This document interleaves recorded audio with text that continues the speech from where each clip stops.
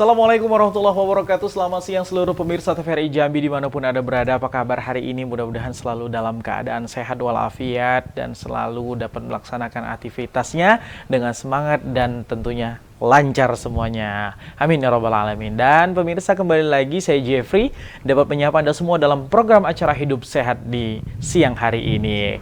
Nah pemirsa, di edisi 31 Juli memang kita akhir bulan, tapi mudah-mudahan selalu semangat awal bulan. Dan kita di siang hari ini akan ngebahas tentang tipes. Nah, apa sih sebenarnya itu tipes, gejalanya apa aja, dan bagaimana cara kita untuk menangani penyakit tipes itu sendiri. Kita sudah ditemani dengan narasumber yang akan memberikan edukasi dan juga informasi buat kita semua pemirsa. Ada siapa? Ada Dr. Muhammad Ridwan, spesialis penyakit dalam. Assalamualaikum dokter, selamat siang. Waalaikumsalam, selamat siang Mas Jeffrey. Apa kabar hari ini? Sehat? Alhamdulillah sehat. Terima kasih juga dokter. Ya, sehat dong, harus sehat karena sesuai dengan program acara kita ya. Iya. Harus sehat. Dan terima kasih dokter sudah hadir di siang hari ini. Tentunya sangat dinantikan edukasi dan juga informasi-informasinya dari dokter. Karena kalau kata netizen, kapan lagi bisa konsultasi gratis sama dokter spesialis gitu kan, tanpa harus datang langsung ke rumah sakit dokter. Biasanya pasien kalau buat datang langsung ke rumah sakit tunggu agak parah dikit. Iya. Bener nggak sih dok? Kayaknya gitu memang. Konsepnya gitu ya, konsepnya gitu. Nah, jadi pemirsa, kapan lagi waktunya buat berkonsultasi secara interaktif bersama dokter spesialis penyakit dalam, ada Dr. Ridwan di siang hari ini. Jadi langsung saja bergabung nantinya di interaktif 0741663885, langsung aja nomor teleponnya udah muncul di layar kaca Anda. Jadi langsung di-save dan nanti langsung aja bergabung bersama Dr. Ridwan. Kita ngomongin tipes di siang hari ini. Baik dokter, di awal tadi saya sampaikan kita ngomongin tipes hari ini. Iya. Tipes ini sangat dekat ya, sangat dekat dan akrab sama masyarakat. Masyarakat Indonesia. Masyarakat Indonesia khususnya. Jambi lagi. Apalagi bagi mungkin nih buat rekan-rekan masyarakat di luar sana yang aktivitasnya sangat-sangat terporsir mungkin setiap harinya. Iya. Nah, ujung-ujungnya tipes. Kan gitu. Nah, kita tapi pengen tahu dulu. Kan kalau penyakitnya kita udah tahu namanya tipes. Nah, sebenarnya tipes ini sebenarnya apa sih kalau dari segi ilmu kedokteran itu sendiri? Silakan dokter. Iya, jadi tipes itu adalah salah satu penyakit yang disebabkan oleh bakteri ya. Jadi penyakit infeksi sebenarnya. Bakteri, infeksi. Iya, infeksi. Oke. Jadi penyebabnya kuman ya. Bakteri itu kan kuman ya. Salmonella typhi ya, atau Salmonella typhosa namanya itu. Jadi ya yang diserangnya adalah saluran cerna kita. Pencernaan. Saluran cerna kita. Ya. Jadi dia masuk melalui yang kita makan ya, makanan yang terkontaminasi dengan kuman tersebut, kita termakan ya, bukan dimakan lah ya. Iya, iya, pasti termakan dong. Kalau mau makan kuman kayaknya nggak mungkin dok. Apalagi kuman bisa kelihatan ya, kalau bisa kasat dilihat, mata. Nggak mungkin. Pasti kita ngelak ya, sayang tidak bisa dilihat. Gitu nggak bisa dilihat, nama kuman pasti nggak bisa dilihat dok ya. Terkontaminasi pada makanan yang kita makan atau minuman yang kita makan, masuk saluran cerna, di sana dia menginfeksi usus, yaitu sampai ke 6 lapisan dalam usus biasanya. Dia memangkal tuh di lapisan dalam usus. Oke, mungkin boleh dijelasin sedikit dokter yang termasuk dalam rangkaian saluran pencernaan itu apa aja? Mungkin ada beberapa seperti tenggorokan sampai ke Jadi mulai dari tenggorokan ya, salurannya ke lambung ya, lambung tempat penampungan sama sekaligus dia mencerna. Makan sudah dicerna itu masuk ke usus kecil dulu. Usus kecil dulu. Ya, duodenum, yeyunum, ileum. Kemudian dari ileum baru masuk ke usus besar. Nah, di situ mulailah pembentukan feses kotoran kita. Kalau di usus kecil itu penyerapannya. Jadi zat gizi, nutrisi dan semacam itu diserap di usus halus. Kalau di usus satu bagian dari pembentukan feses lah, kotoran-kotoran. Tapi masih nyerap air juga di situ. Jadi si bakteri ini menyeranglah saluran itu tadi. Iya, di usus kecil dia mangkalnya biasanya di ileum terminal, di ujung-ujung pertemuan antara usus kecil dengan sekum usus besar. Dia ada bukan percabangan, ada pertemuan namanya itu. Nah, di situ dia mangkal ya. Mangkal ya, ngetem ya di situ ya dok ya. Jadi kalau si host ya, si pasien atau si apa yang mengidap kuman tadi, kondisi tubuhnya lemah ya, kemudian dia ya Pak Jeffrey tadi yang tadi ya, Mas Jeffrey kecapean, sibuk gitu ya. Kerja, begadang. Nah, tubuhnya tidak bisa mengeliminir kuman tersebut ya. Jadi kumannya berkembang biak. Itu terjadilah yang namanya sakit tipes ya. Oke, sebentar saya cut dulu nih dokter. Saya potong sedikit, saya pengen tahu banget nih. Sebenarnya bakteri atau kuman ini tadi, ini memang benar-benar melalui makanan yang kita konsumsi atau minuman yang kita konsumsi, atau sebenarnya yang kata dokter tadi sudah ngetem di situ, sudah ada di situ sebenarnya. Jadi ada dua tipes ini. Kita pengen tahu nih gimana nih. Jadi tipes ada dua jenis ya? Satu juga sih. Satu maksudnya cara masuknya tadi ada dua. Cara masuknya dulu dok. Yang pertama dia memang terpapar ya. Terkontaminasi artinya lewat makanan. Oke, lewat makanan. Kemudian lewat dia dari pertahanan tubuh awal kita ya. Lambung itu kan pertahanan tubuh yang paling kuat juga ini. Karena ada asam lambung macam ya. Iya benar. Ada daging aja hancur semua dia ya. Iya benar dong. Sama asam lambung tuh ya. Tapi karena sesuatu dan lain hal mungkin dia lolos ya. Iya. Dan masuk ke usus. Dalam 1-2 minggu dia berkembang biak, baru terjadi infeksi. Sebagian kuman tadi dia tidak sanggup untuk menyebabkan terjadi infeksi, tapi dia tetap bertahan di situ. Itu yang namanya karier, pembawa kuman tapi tidak terinfeksi. Ini yang bisa muncul lagi itu. Jadi yang maksud saya dua tadi, yang pertama dia baru terinfeksi, yang kedua memang sudah ada kuman tapi tidak bergejala. Suatu waktu bisa kumat lagi dia, kambuh lagi.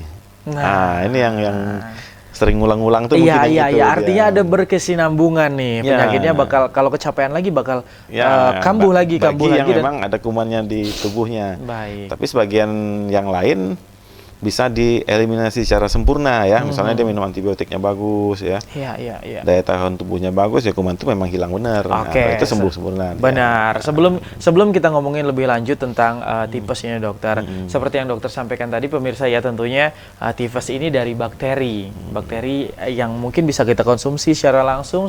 Terkonsumsi. Iya, kalau dikonsumsi bakteri mungkin kalau kita udah tahu ada bakteri kita nggak mau konsumsi ya dok ya. Tapi sayangnya pemirsa kita nggak bisa lihat menggunakan mata kita sendiri buat ini makanan ada bakteri atau enggak ya. Tapi yang lebih kerennya lagi di masyarakat kita dokter, ya yang mau dimakan makan aja, nanti biar perut yang ngaturnya. Ya. Kan gitu tuh. Cuman yang harus kita tekankan di sini, yang saya pengen tahu juga nih dokter, tipes tadi udah dijelaskan, bakteri yang masuk ke dalam tubuh kita. Tapi kita pengen tahu nih dok, gimana sih sebenarnya tanda-tanda awal mengenai tipes itu sendiri? Artinya kalau kita sudah tahu siapa yang bakal nyerang kita artinya ada persiapan nih. Oh ini badan mengenali musuh ya? Iya, kita harus mengenali musuh dong buat perang kan dok, gitu kan? Supaya, waduh ini badan udah nggak enak nih. Ini harus konsumsi ini, atau kita harus minum ini, atau kita harus istirahat sekian jam dulu nih. Gimana buat masyarakat kita mungkin yang di luar sana yang waktu kerjanya bisa hampir 24 jam dokter. Apalagi yang mungkin shift malam, kerja di malam hari tentu berbeda dong dengan kita kerja yang mulai jam 8 pagi atau jam 7 pagi sampai jam 5 sore. Tentu beda dong dok ya, porsi tenaga. Gimana deh untuk pengenalan ataupun juga bisa dengan kata lain gejala awal dulu deh. Jadi saat kita terpapar dengan bakteri tadi, dengan kuman tadi, itu ada namanya waktu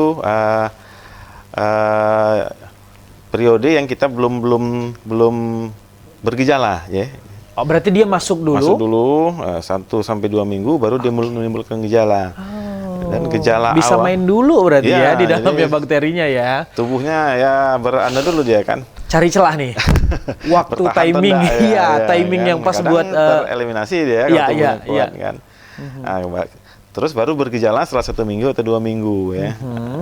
Gejala awalnya itu ya nggak susah kita bedakannya karena memang hampir sama dengan gejala infeksi kuman lainnya, infeksi bakteri lainnya. Pasti berarti kurang-kurang lebih ada demam gitu sakit ya. kepala, badan lemes ya, nyeri-nyeri sendi semua. Ya, nyilu-nyilu. Cuman yang agak khas mungkin ada gangguan saluran cernanya juga. Kalau 2020 ada keluhan kayak gitu COVID, Dok. Iya, COVID semua. Gitu kan. Tapi intinya yang namanya virus atau bakteri atau kuman ini hampir sama semua. Gejala awalnya hampir sama itu normalnya. Baik.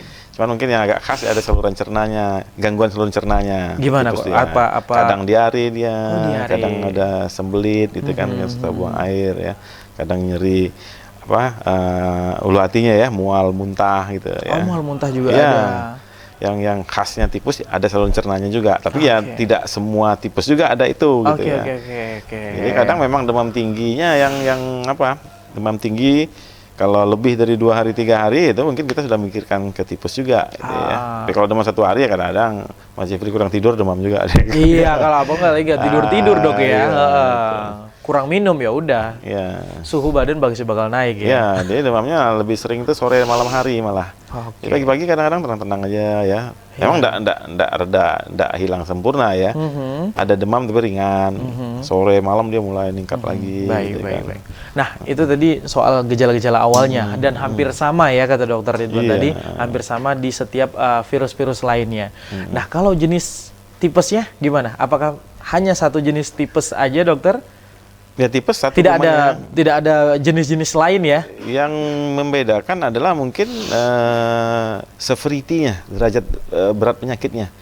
Karena yang ringan aja mungkin bisa, dia cuma demam sampai kita sampaikan tadi ya mungkin diberikan terapi langsung reda lah gitu ya. Terapi obat? Iya, tapi yang beratnya dia kadang-kadang bisa sebagian kecil lah ya. Orang-orang yang dengan daya tahan tubuh rendah ya, jenisnya rendah, itu bisa sampai terjadi perforasi usus ya, ususnya jebol. Apa bahasanya ya? Bocor lah ya. Bocor ya, usus bocor itu. Perforasi kalau bahasa medisnya. Jadi kuman tuh sampai ke lapisan paling luar ususnya itu sampai jahat juga berarti dok ya. Jadi kalau sudah perforasi itu harus dioperasi dia. Wah, sampai operasi usus tuh.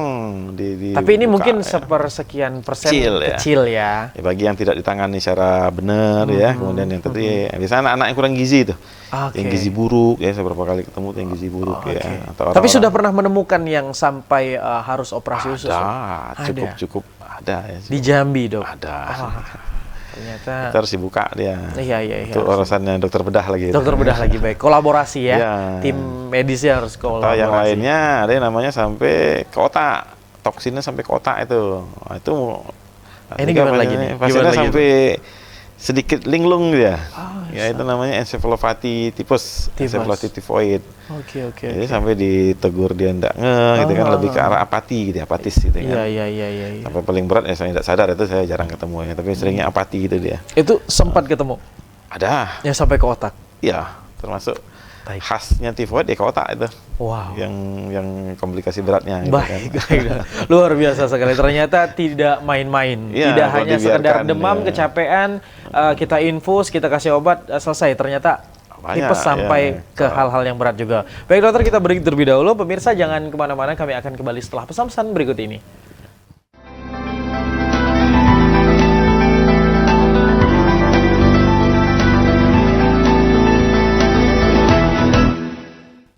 Terima kasih pemirsa, Anda masih bersama kami dalam program Acara Hidup Sehat, dan kita udah masuk ke segmen kedua buat pemirsa di rumah yang baru menyaksikan tayangan Hidup Sehat pada siang hari ini. Saya ucapkan selamat bergabung.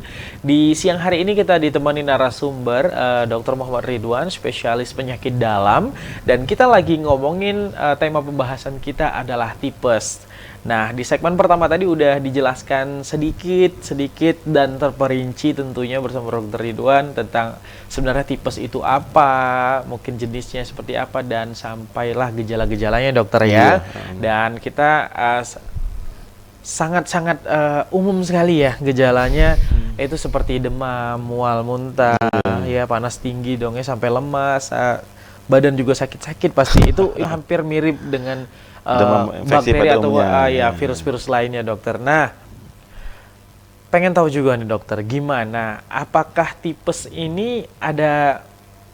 Kalau anak-anak nggak mau nyerang dulu dah, yang dewasa aja deh yang saya serang. Nah, tapi apakah bakteri ini bisa masuk ke semua kalangan usia atau bagaimana dokter? Mungkin bisa khusus untuk tifoid ini dia tidak mandang umur dia. Jadi mau dari paling kecil pun, dari bayi sampai usia lanjut pun tetap bisa berisiko untuk terkena ya. Tapi memang ada kondisi-kondisi tertentu yang menjadi predileksi atau berisiko tinggi ya, untuk terpapar ya. Misalnya tadi ya, orang-orang yang dengan kelelahan hebat ya, misalnya daya tahan tubuh menurun ya, ada penyakit infeksi lainnya ya, higienis yang jelek ya. Ya, higienis personal, higienisnya yang jelek itu mau makan sembarang tempat ya, jajan pinggir jalan lah bahasa kita itu ya. Nah, itu risiko terpaparnya jauh lebih besar ya. Tapi sebenarnya yang enak yang pinggir jalanan sih. Enaknya di mana ya? Nongkinya mungkin. Nongkrong. Kalau gorengan pinggir jalan tuh itu enak banget tuh, Dok. Campur-campur debu. Iya, gorengan debu. Crunchy-nya beda, Dok. Tapi sebenarnya tingkat higienisnya lagi, Dok. Iya, personal higienis, cara kita memilih makanan, kebersihan diri juga ya. Cuci tangan sebelum makan itu kan sebenarnya standar kesehatan dasar kita ya. Tapi mungkin bagi sebagian kalangan mungkin agak terlupakan juga ya. Disitulah mungkin yang lebih cenderung lebih besar berisiko terpapar infeksi tipes ini. Gitu kan. Baik, dokter. Jadi artinya higienis ini harus menjadi nomor satunya higienis. Karena dia masuknya cuma lewat makanan. Tidak ada lewat lain. Ya, kontak darah malah enggak, ya kan, kalau penyakit apa kan, atau dari droplet ya enggak. Baik. Kalau corona kan droplet ya, percikan macam ya. Percikan segala macam, jadi harus pakai masker dong ya. Tapi sejak ada virus corona itu juga tingkat cuci tangan masyarakat kita jadi jauh meningkat dia. Jauh meningkat seperti malah kalah orang medis deh. Iya, bener. Hand sanitizer, cuci tangan selalu standby. Tapi ya mudah-mudahan itu juga ya. berlanjut terus ya, Dok ya. Jangan sudah menjadi endemi ini udah terlupakan lagi. Mudah-mudahan enggak ya di masyarakat. Nah, baik dokter. Kalau dari semua kalangan ini tidak menutup kemungkinan bisa terinfeksi bakteri dari tipes ini sendiri. Nah, kalau gejalanya tadi kita udah tahu demam, badan sakit-sakit, mual, muntah sampai muntah. Nah, kalau kita tidak ke dokter, artinya si pasien ini nggak tahu dong bahwasanya itu gejala tipes yang mengarah ke tipes. Ya dikira hanya enak badan biasa.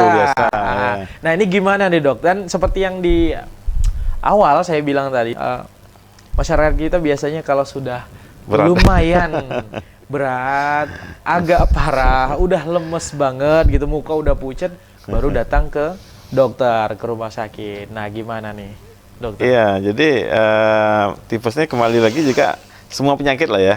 Kembali juga ke pertahanan tubuh kita ya. Kalau kita sehat ya, kalau kita daya tahan tubuhnya bagus ya bisa mengeliminasi sendiri ya. Tapi kalau memang dia sudah bercokol, tipes kuman tadi udah bercokol di tempat yang memang dia suka itu ya, nah itu emang harus butuh pengobatan yang khusus ya. Tapi untuk mengetahui pertama kali seorang dokter Ridwan mungkin memponis si pasien ini tifus itu bagaimana? Ya, jadi kita harus diagnosis laboratoriumnya. Jadi ada pemeriksaan darah ya. Sekarang itu yang rutin kita kerjakan di Jambi lah ya khususnya ya, atau pada umumnya di mana-mana memang masih itu juga ya. Itu cek Widal ya. Ada misalnya nama cek Widal dengan cek Tubek namanya tuh, Tubek TF ya. Jika hasilnya positif, itu memang kita nyatakan tipes itu. Ya walaupun itu bukan golden standarnya ya. Artinya kalau yang pasti tipes itu diperiksa darahnya, ditumbuhkan kumannya ya. Nah, baru benar-benar jelas itu tipes. Karena kalau yang tadi kita periksa itu yang diperiksa cuma antibodi. Kekebalan tubuhnya. Ya, jadi kalau tubuh kita kan ada paparan kuman, bakteri, virus ya, kayak COVID dulu ya. COVID ini ngetop banget dulu ya. Iya, ngetop banget sih. Antibodi ini masyarakat familiar sekali ya. Iya, benar. Jadi yang Widal itu juga antibodi yang diperiksa. Hampir sama berarti, Dok, ya? Bersama.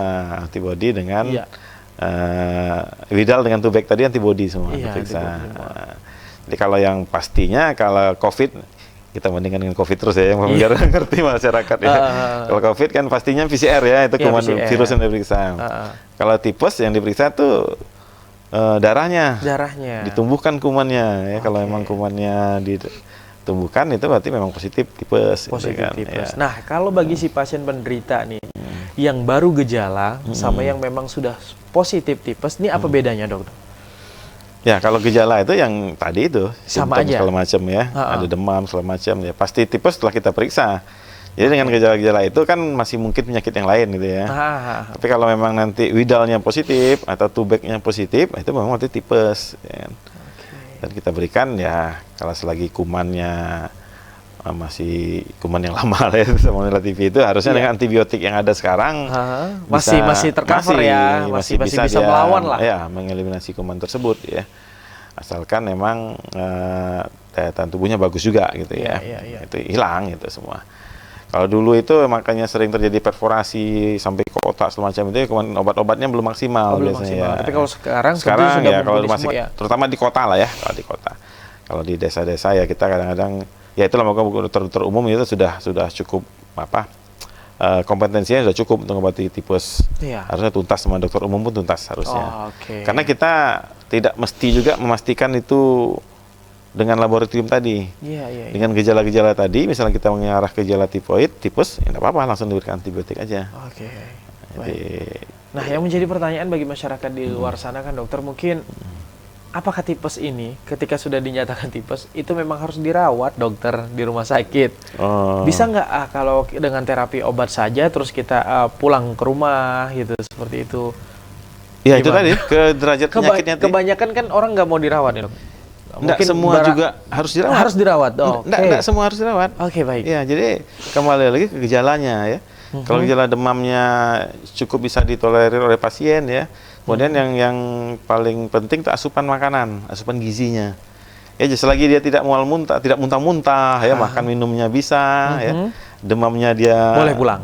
Boleh di rumah aja ya. Tapi biasanya yang terjadi kalau sudah saluran pencernaan yang diserang, biasanya konsumsi makanan kita nggak menurun nggak sih dok? Ini yang jadi masalah. Nah, itu gimana? Karena pasti selera makan menurun jauh, minumnya nggak mau, muntah. Ini kadang-kadang yang membuat pasien itu sebagian besar jadi dirawat. Apalagi nih dokter, kalau seumpamanya kalau ngomongin kita saluran pencernaan, apalagi kalau diiringi dengan yang mahnya kambuh, asam lambungnya naik, gimana nih dok? Ya itu yang butuh rawatan tuh kadang-kadang karena kita mencukupkan asupan nutrisinya. Oke. Jadi yang memperberat pasiennya ya kalau asupannya kurang, cairannya kurang, itu malah jadi lebih jelek pasiennya kan. Iya. Di rumah boleh pulang di rumah ya, tapi dia muntah-muntah terus ya, tidak ada makanan yang masuk.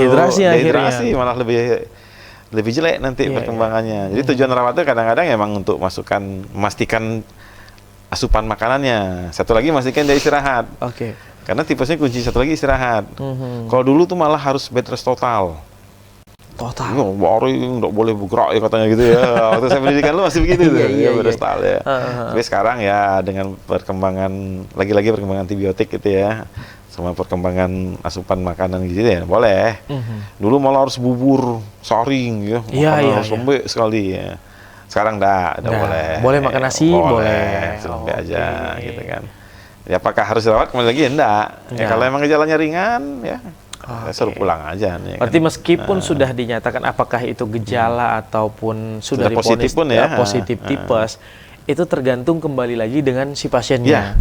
Kalau dokter mungkin bisa melihatnya ini fine, ini masih bisa ditangani. Yang penting disiplin minum makannya dan obatnya, istirahatnya cukup, nggak masalah. Cuman kalau di rumah kadang-kadang kan kalau yang masih workaholic itu ya, pekerja itu kan dia tidak mau libur ya. Ini yang repotnya kadang-kadang. Lupa dengan sakitnya. Kecuali sudah drop banget. Iya, yang pekerja keras itu yang emang suka kehidupannya full gitu ya. Yang repotnya kadang-kadang. Kayak kita rawat ya supaya dia bisa terkunci oleh infus. Iya sih, benar juga sih.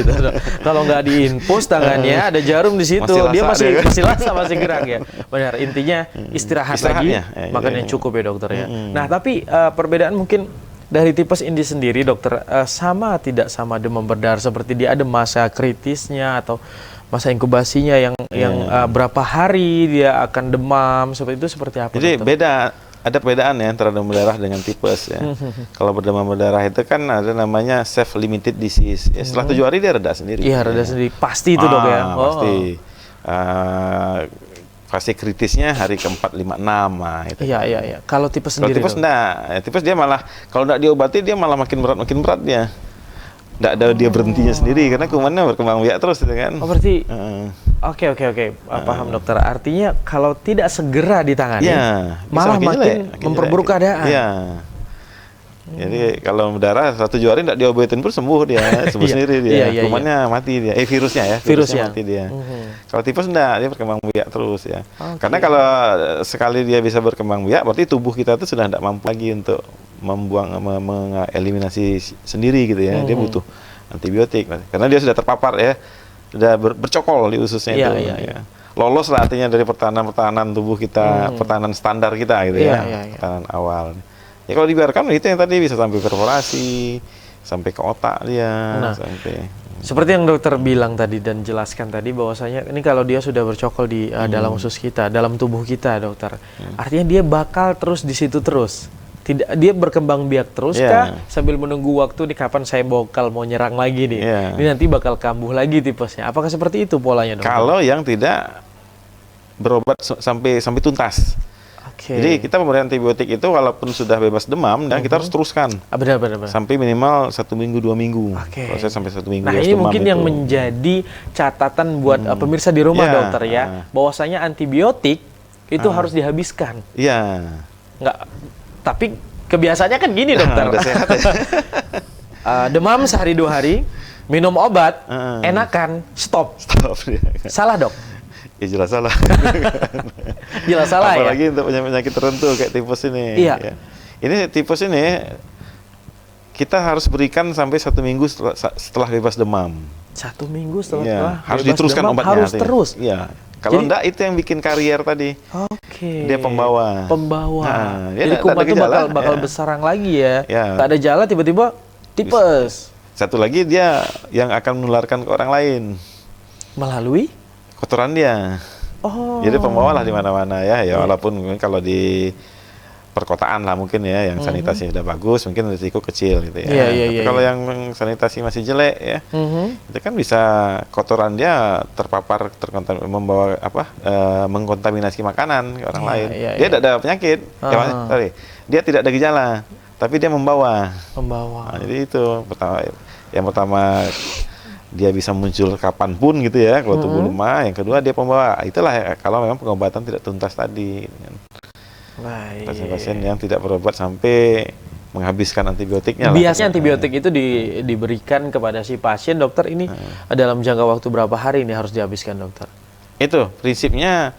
Kalau saya yang sering rawat lah ya, rawat itu kan mungkin 2 hari 3 hari seolah pulih dia, demamnya selesai ya. Nah, kita harus tetap berikan sampai 1 minggu setelah bebas demam tadi. Kalau dia ada demam lagi artinya kan sudah jauh menurun tuh kuman itu. Boleh katakan dia sudah enggak.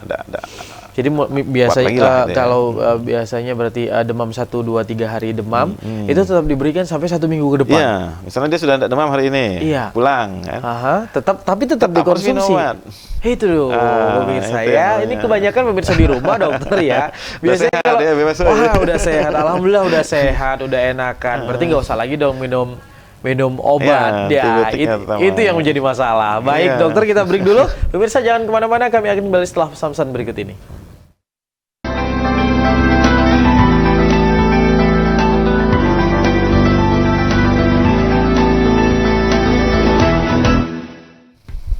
Terima kasih pemirsa, Anda masih bersama kami dalam program acara Hidup Sehat di sore hari ini. Masih bersama Dr. Ridwan, spesialis penyakit dalam. Kita ngebahas tentang tipes dan tadi sudah dijelaskan tentang gejala-gejala awalnya dan juga sampai ke bakteri yang berkembang biak di dalam saluran pencernaan, dan itu menjadi karier bagi orang-orang lain yang dianya tidak ada gejala sama sekali, tiba-tiba menularkan bagi yang mungkin sanitasinya yang belum baik ya, dokter ya.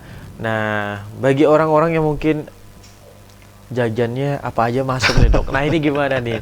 Kalau makanan apa aja masuk, dokter. Pokoknya nafsu makan itu nggak bisa kerja, gak? Pokoknya enak aja semuanya. Ini gimana, dok? Ya, boleh-boleh aja ya kalau dari sisi tifoid ya, tipes ini ya. Itu kan tidak berhubungan dengan maksudnya asupan gula yang berlebih, kolesterol yang berlebih, itu tidak ada berhubungan langsung ya. Tapi lebih berhubungan dengan apakah makanan tadi higienisnya baik ya. Makan itu bersih, cara masaknya benar ya, kemudian tidak risiko kontaminasi dengan kuman tadi rendah, itu mungkin tidak masalah ya. Jadi apa saja sih boleh aja dimakan. Cuman ya kadang-kadang kan yang risiko tinggi misalnya di pinggir jalan gitu kan, atau di tempat-tempat ya yang lalatnya banyak gitu kan. Itu apakah tambah enak enggak tahu juga saya. Disenggol-senggol lalat sedikit kan. Jadi belum 5 menit, dok. Belum 5 menit. Biasanya kan itu yang selalu begitulah yang kira-kira yang harus jadi perhatian. Enggak apa-apa, nak, belum 5 menit. Belum 5 menit ya. Kalau lantainya bersih dengan iklan apa itu? Iklan. Jadi itulah misalnya dia beli makanan di tempat yang banyak lalatnya tadi ya, itu sangat tinggi resikonya. Karena lalatnya kan kemana-mana, itulah pembawa bakterinya tadi gitu kan. Bukan dalam artian bakteri bisa dilihat ya, malah tadi ya, bakteri itu yang halus. Tidak bisa dilihat secara kasat mata. Jadi prinsipnya itulah Ya, jadi memang higienis makanan tadi lah yang harus kita perhatikan. Iya. Salah satu upaya untuk mencegah terjadinya infeksi tipes ini tadi sendiri. Nah, bagi orang-orang yang sudah karir ya dok ya, yang sudah pernah tipes positif, tipes dia kan bakal kambuh lagi sewaktu-waktu dan sesukanya.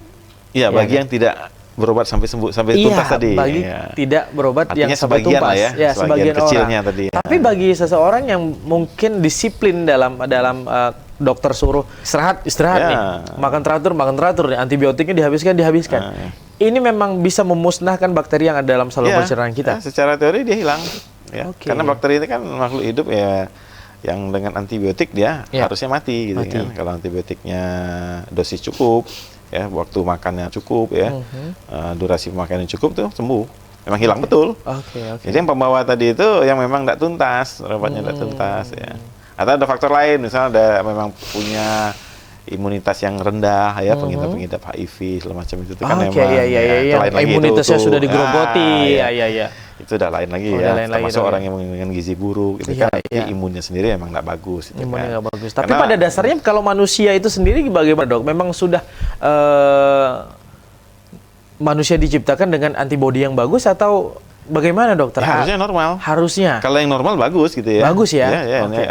Kekebalan tubuh ini kan mulai dari yang paling sederhana ya. Kayak kita kulit gitu kan. Kalau kulitnya tidak ada bayangkan lah kan. Langsung kena kuman ya. Kalau kulit nggak punya manusia nggak punya kulit dok. Langsung ototnya ya jaringan. Di sini ada mukosa hidung, ada bulu hidung ini kan nyaring semua nih. Sampai lambung nyaring semua itu. Kekebalan awal itu. Kekebalan lanjutan itu tadi ya, antibodi ya, sel-sel tubuh leukosit itu kan tentaranya tubuh kita. Benar. Sampai antibodi itu sudah imunoglobulin itu sudah kekebalan adaptif. Disesuaikan dengan kuman-kuman yang masuk. Sejak COVID nih kayaknya familiar juga lah ya. Familiar sekali, benar sekali. Jadi lebih aware terhadap penyakit-penyakit yang lain ya. Jadi seandainya dia sehat, sel-sel darah putihnya cukup ya. Fisiknya bagus ya, tidak kelihatan fisik ya, kulitnya bagus ya, artinya dia sehat, artinya dia punya kekebalan, bisa melenyapkan semua bakteri dan virus yang masuk gitu ya. Nah bagi orang-orang yang sudah positif, yang tidak tuntas tadi dokter nih, dia kan bisa menyerang sewaktu-waktu dan kapan saja bakteri yang ada dalam tubuhnya, dia terus berkembang biak.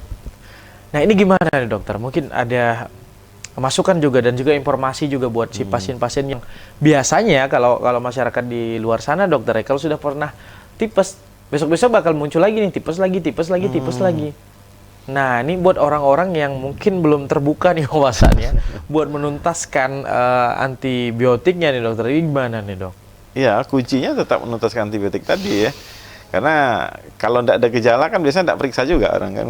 Iya benar banget dokter. Apalagi itu bukan bagian dari check up biasa gitu Iya, harus cek labor kan soalnya. Rutin juga kita pasien tidak ada gejala, kita cek tipusnya ada enggak juga gitu kan.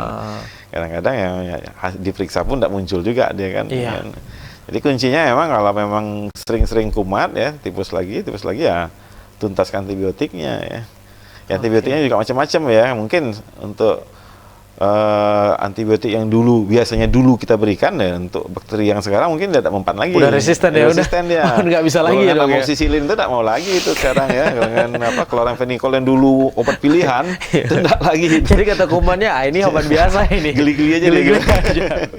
Baik. Harus dengan obat sekarang. Jadi sekarang dengan penemuan perkembangan pengobatan ya harusnya tuntas. Harusnya tuntas. Secara teori apabila antibiotik yang terbaru sekarang diberikan pasti tuntas. Harusnya tuntas. Meskipun sudah berulang kali tipes, dokter. Iya, kalau berulang kali itu kan berarti kan memang masih ada kumannya. Iya. Ya mungkin sebelumnya itu tidak tuntas itu ya. Atau nggak mempan. Nggak mempan. Iya. Dia minum 7 hari mungkin sudah ya. Tapi ya geli-geli juga. Iya. Jadi makanya bakal muncul tipes lagi.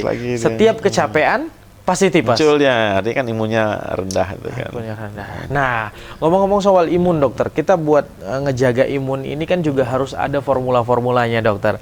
Ada trik-triknya juga. Nah, kita pengen dengar juga, pengen tahu juga dokter gimana buat imunitas kita ini bisa selalu terjaga. Ini tidak hanya pada zaman COVID dulu ya. Kalau zaman COVID dulu kan dok bener sampai gemuk-gemuk semua. Iya. Gemuk-gemuk di rumah. kerjanya di rumah, makannya standby semua, vitaminnya segala macam. Nah, untuk sekarang ini dokter, bagaimana? Ini kan seperti yang saya bilang di awal nih dokter, ini penyakit yang sangat-sangat akrab sekali dengan masyarakat Indonesia, khususnya di Jambi lah, sangat akrab sekali dokter, apalagi bagi seseorang yang bekerja. Nah, buat menjaga imunitas di saat kerjaan kita banyak, atau dokter sendirilah mungkin pagi di rumah sakit mana, sore di rumah sakit mana, malam di rumah sakit mana, belum lagi mungkin ada on call buat operasi segala macam nih. Buat imunitas kita terjaga itu seperti apa sih dokter? Ya, jadi secara prinsip sebenarnya pemerintah sudah mengeluarkan itu. PHBS itu, perilaku hidup bersih dan sehat ya. Ini sudah dari zaman dulu banget dokter ya. Germas tuh, gerakan masyarakat sehat. Cuci tangan itu bukan hanya pas Covid aja dokter. Tapi zaman dahulu kala juga sudah ada. Itu sisi higienisnya cuci tangan. Kemudian kita juga tahu tubuh kita ini juga punya kemampuan yang terbatas, bukan tidak terbatas itu ya. Berarti harus mengenali batas kemampuan tubuh kita. Ya, artinya yang standar lah, jumlah jam tidur kita harus cukupkan gitu maksimal jam berapa nih tidurnya? Berapa jam tidur sehari kalau yang para pekerja malam ya. Nah, kalau dokter berapa nih? Berapa jam sehari nih kalau dokter nih? Saya 5 jam itu udah banyak. Tapi ya kita kalau tidurnya tidak seideal harus kita cukupkan dengan gizi yang cukup gitu ya. Baik. Kemudian olahraganya harus teratur gitu ya. Dicukupkan olahraganya misal 3 kali seminggu tuh harus. Kalau dokter tadi mengatakan 5 jam saya sudah tidur dalam sehari hanya 5 jam, kan tidak memenuhi dalam standar dong. Biasanya kan 8 sampai 7 jam. 7 sampai 8 jam. 7 sampai 8 jam. Untuk bayi itu ya. Untuk bayi. Oke pemirsa. Harus di garis bawah ya. Karena untuk dengan zaman sekarang ini memang kita harus menyesuaikan juga ya. Kalau kita tidur 8 jam, kemana kerjaan kita? Iya benar banget. Berarti tidurnya harus jam 9 malam. Iya kan dok, bangunnya jam 5 gitu kan. Tapi biasanya nggak jam 9 malam, dokter biasanya masih praktek. Jadi kita atau masih ada kerjaan lain. Ada namanya kebiasaan, adaptasi kita juga ya. Tubuh kita juga adaptasi ya. Cuman itu tadi, kalau jam tidurnya kurang, kita harus cukupkan dengan gizinya ya, harus cukupkan dengan stresnya harus dihilangkan. Makanan yang sehat dan makanan yang teratur. Iya, makan teratur. Hindari makan makanan lemak tinggi, gula tinggi. Itu harus betul ya. Jadi dibayar dengan yang lain gitu ya. Untuk pekerja malam misalnya yang harus tidur melek sampai pagi misalnya. Siangnya harus tidur. Nggak boleh nggak tidur dia. Harus tidur. Harus tidur. Itu bagian-bagian yang mungkin ya keseharian kita sekarang lah ya. Ya itulah mungkin ya, di samping gizi tadi ya, istirahat cukup, hindari stres ya. Nah itu insya Allah imun kita bagus itu. Ya memang harus ada liburan. Nggak boleh nggak ada liburan. Kerjaannya harus ada liburan. Harus semua. Liburan. Jangan ngadepin kamera terus. Gitu. Teman-teman aktif di sini. Iya, harus liburan. Makanya, ya. Lihat yang hijau-hijau. Pemerintah kita juga ngasih libur agak banyak kan sekarang. Dan sesuaikan lah itu. Iya, baik. Disuruhnya wisata ya. Itu bagian dari meningkatkan imun. Meskipun hanya duduk mungkin di Danau Sipin, ngeliatin air dan angin gitu, itu sudah termasuk dalam liburan dan refreshing dokter ya. Kita, baik. Imun kita. Stres itu tadi ya harus dihindari. Nah, baik dokter, kalau untuk menjaga imunitas kita tetap baik, selain mungkin makan yang higienis, yang sehat, yang teratur, bagaimana dengan mungkin masyarakat di luar sana yang mengkonsumsi vitamin-vitamin baik itu kapsul ataupun herbal ataupun sejenisnya yang dikonsumsi secara rutin, ini apakah direkomendasikan buat dokter atau gimana? Nggak masalah, boleh ya. Jadi kalau bagi pasien-pasien atau orang-orang lah ya, masyarakat kita yang memang ingin mengkonsumsi vitamin itu tidak ada salahnya. Cuman itu sebenarnya yang dibutuhkan adalah pada orang-orang yang misalnya gizinya tidak tercukupi gitu ya.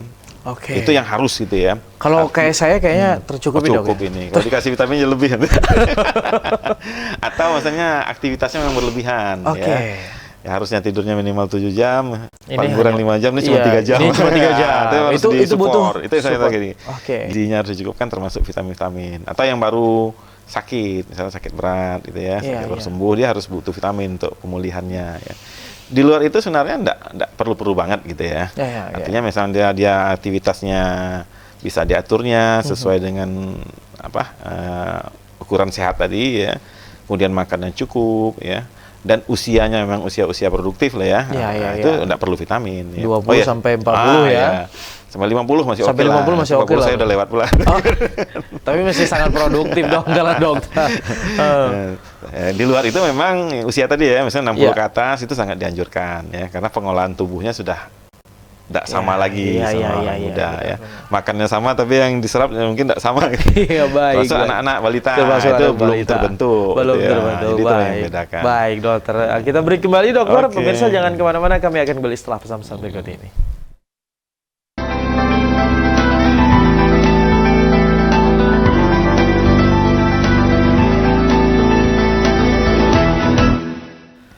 Terima kasih pemirsa, Anda masih bersama kami dalam program Acara Hidup Sehat di siang hari ini bersama Dr.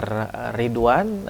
Kita membahas tentang tipes dan sudah banyak sekali dokter ya informasi-informasi yang diberikan oleh dokter. Mungkin sedikit dokter mungkin bisa diingatkan kembali buat masyarakat di luar sana yang menyaksikan tayangan ini tentang vitamin penambah buat supaya imun kita lebih meningkat lagi, seperti yang dokter sampaikan tadi. Kalau gizi kita mungkin kurang, tidur kita kurang, itu aktivitas yang luar biasa padatnya harus ditambah dengan vitamin-vitamin. Cuman biasanya masyarakat kita pinter sendiri nih dok. Ini gimana dok? Kan kalau ada vitamin-vitamin yang tidak cocok dengan tubuh kita kan bukan malah menambah sehat ya, maka muncul penyakit-penyakit yang lain. Nah gimana nih dok? Jadi ada vitamin yang aman walaupun dikonsumsi berlebihan gitu ya. Tapi ada juga yang tidak aman. Kalau dikonsumsi berlebihan itu malah membahayakan. Artinya butuh perhatian khusus lah ya, tidak bisa diberikan bebas ya. Yang paling aman itu vitamin B dan vitamin C ya. C itu dan D. Dia kan dilarut dalam air gitu ya. Artinya berapapun kita makan, kalau lebih dia dibuang aja lewat urin gitu ya.